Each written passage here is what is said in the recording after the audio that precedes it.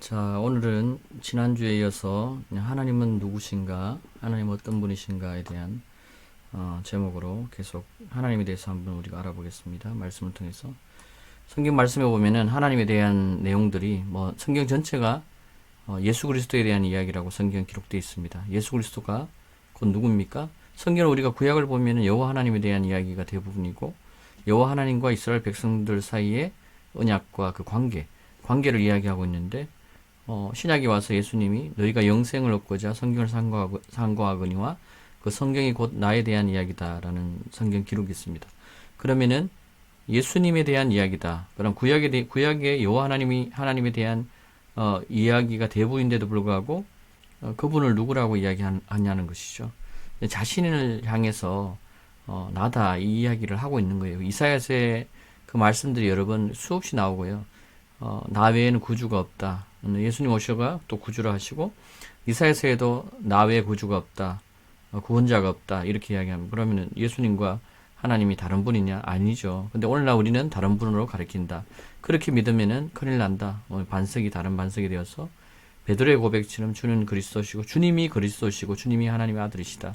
하나님의 아들이 누구다? 바로 주님이시다. 주님은 누구다? 바로 아도나이, 그분이시다. 이것을 우리가 인지하고 잘 생각하고 믿음으로 우리가 그것을 믿고 나가야지만, 마귀가 틈을 타더라도 우리를 넘어뜨리려고 하더라도 엄부의 권세가 우리를 넘어뜨릴 수 없다. 그것이 바로 반석 위에 선 믿음이다 라고 성경은 이야기하고 있습니다. 바울도 이 믿음을, 이 복음을 전하기 위해서 나와왔고요. 사도들도 마찬가지입니다. 주님의 제자들도 주님의 말씀을 따라서 이 복음을 전하기 위해서 목숨을 다 버렸습니다. 오늘날도 마찬가지입니다. 하지만 오늘날은 이 복음이 조금 다르게 이야기를 하죠. 예수님과 하나님은 다른 분이고 이렇게 이야기를 합니다. 자, 그러면은 성경에서는 그러면 무엇을 이야기하는지 한번 우리가 또 하나님에 대해서 한번 더 봅시다. 잠언서 16장 4절, 주께서는 모든 것을 자신을 위해 지으셨으니 정녕 악한 날을 위하여 지으신 악인까지라. 우리가 사람들이 생각할 때 믿지 않는 사람들이 많이 이야기합니다. 잘 모르고, 또 믿는 자들도, 예수 그리스도 믿는 자들도 악인들이 왜 있느냐, 하나님 살아계시다면 악인들이 있을 수가 없다. 김정은 같은 인간들이 있을 수가 없다. 이슬람 같은 과격분자가 있을 수가 없다. 그것은 하나님이 살아계시지 않기 때문이라고 이야기하는데요. 그거는 정말로 성경을 오해해서 그렇습니다. 성경을 자세히 들여다보면요, 성경은 예수님에 대한 이야기고 하나님에 대한 이야기인데, 그것을 자세히 들여다보면요, 하나님이 왜 악한 자를 쓰시는지, 왜 악한 자를 써서 그들 부하게 할 수도 있죠, 하나님께서. 근데 그들을 왜 쓰시는지를 알아야 된다는 것이죠. 이 책망의 몽둥이로 쓰시는데, 악한 자들을요, 이 누구를 때리시냐면은 믿는 자가 주님 앞에 범죄하고 타락할 때, 하나님 언약의 관계를 깨뜨릴 때 이 악한 자들을 많이 쓰신다. 마지막 때도 마찬가지입니다. 마지막 때 대환란, 또 누가 그 환란에 들어갑니까? 이 악한 자들이 우리 믿는 자들을 환란 속에 집어넣습니다. 이 악한 자들이 하나님께서 그들을 사용해서 우리를 힘들게 만듭니다. 그걸 왜 그러냐? 우리가 환란을 통해서 정금같이 나오게 하기 위해서. 그게 하나님의 계획입니다. 그것을 우리가 알 때 우리가 고난도 쉽게 통과할 수가 있고 믿음으로 통과할 수 있다. 그 이야기를 성경이, 우리가 알아야 될 게 뭐냐? 하나님이 악한 날을 위해서 지으신 악인까지도 다 하나님께서 지으신 분이다. 하나님 그분을 지으신 게 아니고, 또 하나님께서 이렇게 이야기를 하죠. 내가 햇빛을 선인과 악인에게 내린다. 모든 사람에게 하나님의 긍휼이 지금 흐르고 있습니다. 하나님의 율법의, 구약의 율법은요, 모든 사람에게 흐르고 있다는 이야기를 하고 있습니다. 그래서 믿지 않는 자들도 하나님의 말씀을 모르는데도 그들의 양심이 되어서, 그것이 율법이 되어서 그들로 하여금 성실하게 일하면 복을 받고, 또 부모를 공경하는 자들은 오래 살고, 이런 게 그대로 이루어지는 것이죠.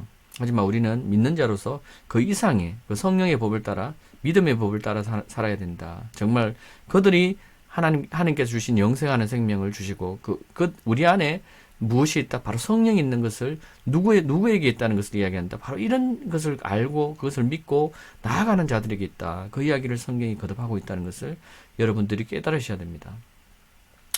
자, 호세아서 13장 4절을 보면요, 그러나 나는 이집트 땅에서부터 주 너의 하나님이라 너를 인도한, 너는 나 외에 다 어떤 신도 알지 말지니라. 이는 나 외에는 구원자가 없음이라. 예수님 오셔서 구원자를 하는데, 여호와 하나님도 호세아서는 구약입니다. 호세아에게 나 외엔 구원자가 없다. 예수님도 구원자다. 같은 분이죠. 없다는 것은 여호와 하나님 이외엔 없다. 그럼 예수님이 누구다? 바로 여호와 하나님이라는 것을 또 이야기를 하고 있다는 것이죠. 그래서 우리가 이것을 반드시 이해해야지만 이 말씀들을 다 이해할 수 있습니다. 이게 다르게 예수님이 다른 예수님이고 다른 분이고 다른 하나님이고 하나님 또 다른 분이다 이렇게 바라보면요. 이 삼위일체로 바라보면 이게 이해가 안 됩니다. 여러분. 근데 오늘날 신학은 이것을 가리키고 있다. 저도 신학교를 다니지만 이것을 가리키고 있다. 그래서 오늘날 정규 신학은 조금 문제가 있습니다. 어떻게 보면은 비정규 신학도 많은 문제가 있는데요. 있는 건 사실입니다. 근데 더 중요한 것은 우리가 하나님을 알고자 하는 것이 사람으로부터 오지 않더라. 사람이 가르치는 것도 있지만 그것은 대부분의 사람들은 그 깊이가 좀 떨어진다. 그것을 저는 느꼈고요. 하나님의 기름 부으심 우리 속에 반드시 있으면은 우리가 하나님께서 우리를 가르쳐 준다. 뭐 다른 걸로 가르쳐 주시는 게 아니고 하나님 말씀 안에서 말씀으로 풀어주더라. 제가 신약을 읽으면서 예수 그리스도를 깨달으면서 서신서가 열리고 서신서가 이해가 되면서 구약도 자동으로 열립니다. 왜? 같은 분에 대한 이야기이기 때문에. 진리는 과거나 현재나 미래나 동일하다고 이야기되어 있습니다.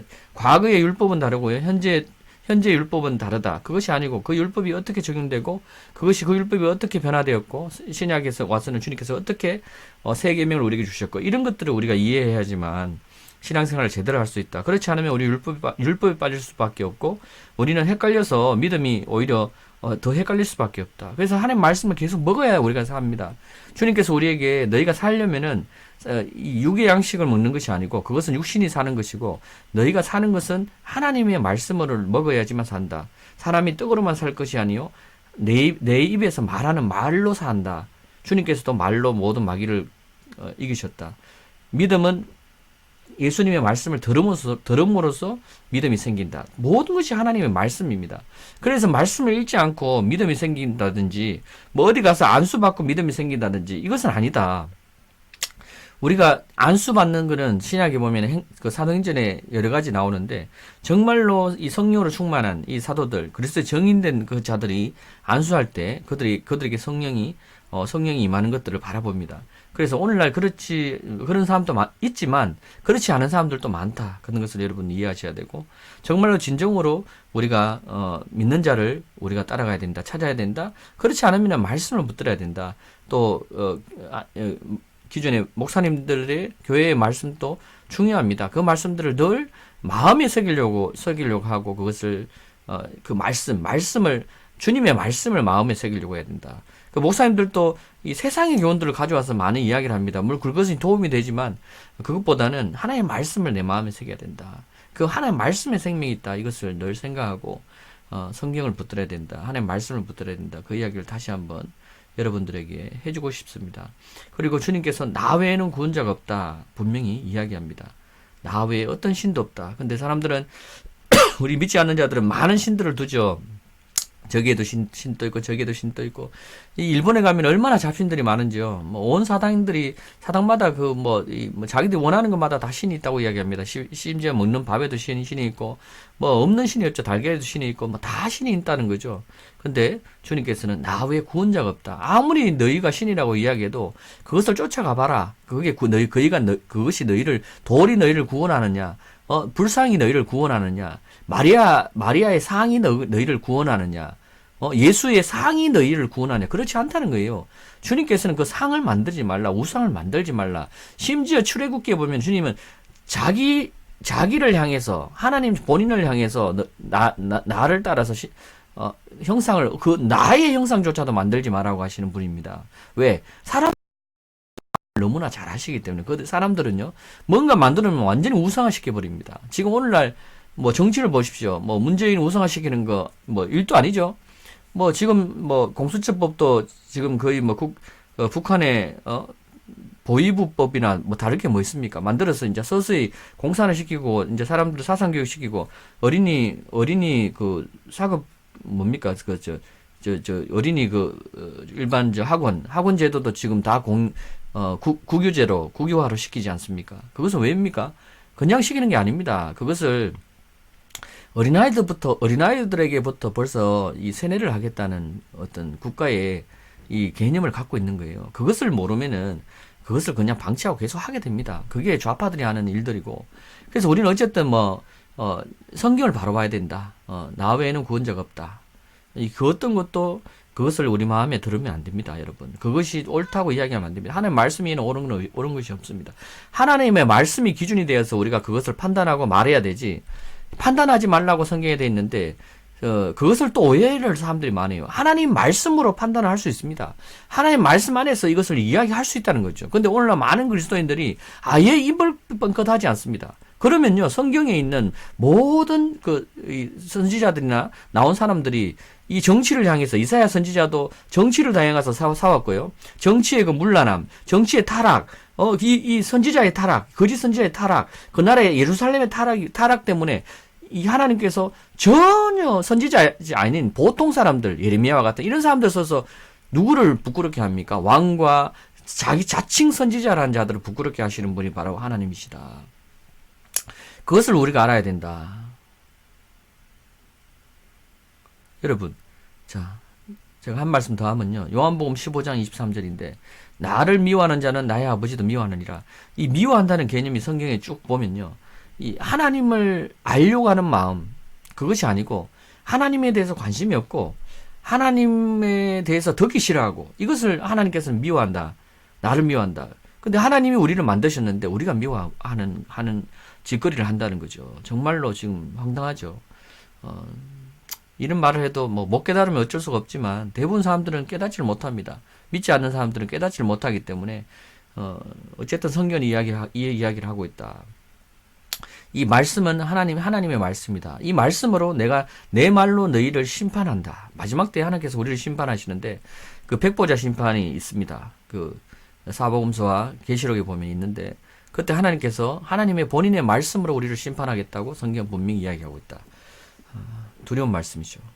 여러분, 하나님을 두려워하시지 않으면 악에서 떠나지 못합니다. 하나님을 두려워하는 자들이 악에서 떠난다고 성경은 이야기하고 있습니다. 자, 오늘 하나님을 두려워하심으로 하나님을 더 깊이 알 수 있는 짧은 시간이 되기를 예수 그리스도 이름으로 축원하고요. 잠시 여러분들과 함께 기도드리겠습니다. 하나님 감사합니다. 오늘 하나님에 대해서 짧게 말씀을 전합니다. 주님, 이 영상을 보는 자와 듣는 자들이 주님 은혜가 되게 해주시고 그들의 마음속에 하나님을 두려워하는 마음을 채워주셔서 하나님을 알고자 하는 마음으로 그들 마음을 채우시옵소서.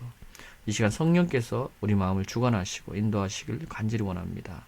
주님, 우리의 죄악 가운데서 우리를 구원하시고 우리를 인도해 주시옵소서. 주의 말씀은 생명의 말씀입니다. 우리 안에 주의 진리로 자유케 하시옵소서. 예수 그리스도 이름으로 거룩하신 하나님이신 당신의 이름으로 기도드립니다. 아멘.